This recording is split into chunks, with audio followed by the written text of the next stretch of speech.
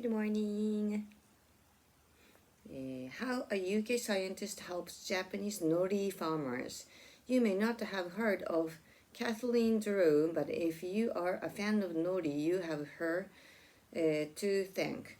Nori, the dried seaweed used in sushi and other Japanese dishes, has been eaten in Japan for thousands of years. However, nobody really knew how it started to grow. So nori farmers would just put the nets in the water and hope the seaweed would grow on it.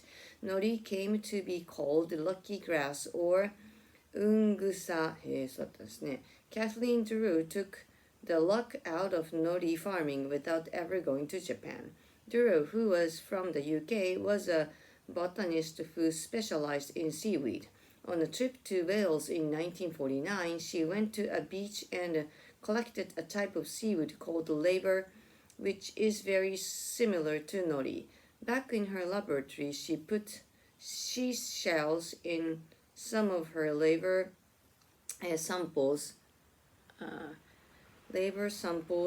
and a red type of seaweed started growing on the shells. Until then, scientists has believed this was a different type of seaweed, but Drew discovered that it was actually the same seaweed as laver, just in an early part of its life. When Japanese botanists read about Drew's discovery, it helped them find a way to start growing nori in tanks on land before moving it to the sea. This allowed farmers to grow nori consistently and even allowed the seaweed to be grown in parts of Japan where it hadn't been possible before. Of the island of Kyushu in southwestern Japan, the Ariake Sea is the biggest nori production area of Japan, and in Uto City, Kumamoto Prefecture, nori farmers who worked on the sea were so thankful for Drew's discovery that they built a monument for her, and every year in April they still hold a ceremony for her. Kathleen Mary Drew Baker. That's her. Looks like a Japanese though. Questions. When did Catherine Drew collect the laver in Wales? What happened when Drew put seashells in some of her laver samples? What is Japan's biggest nori producing area? ね、九州ですよね。Discussion. What are your thoughts on Catherine Drew's discovery? Never knew about it. It's very interesting, huh? Have you heard of Drew before? No. Do you think she should be more famous? Well, any discovery, everybody should be famous, but how many can you count? Have you ever, I'm thankful though, have you ever tried growing your own food? If so, did you find it easy? It's very difficult. If not, would you like to try? I would love to try, but it's different. It's not easy at all. What are the most important ingredients in your country's cuisine?